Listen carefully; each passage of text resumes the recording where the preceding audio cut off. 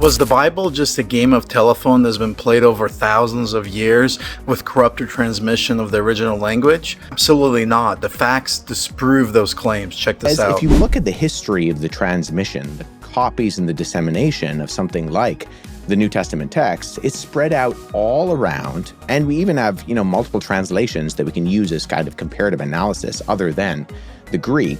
And so it's not one line of transmission as much as it's multiple lines of transmission spread over a long period of time with scribes in different locations writing to different audiences who the audiences themselves are at different locations. So there are ways to vet this process via what Dr. Wallace just described in the methodologies of textual criticism that really cut out the telephone game assumption.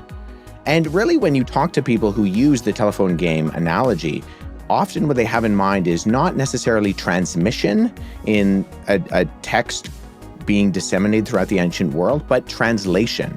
They kind of assume that the Greek is being translated into Latin, and then the Greek copies are destroyed, and then the Latin is being translated into German, and then the Latin copies are destroyed, and the German's translated into Old French, into Old English, and eventually we get our modern English translation.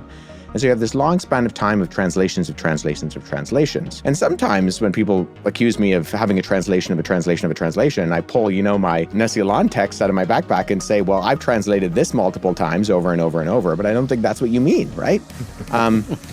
What they mean is something that is actually not representative of how we go from ancient papyrus to modern day print and how we go from the Hebrew and Greek directly into modern English translation.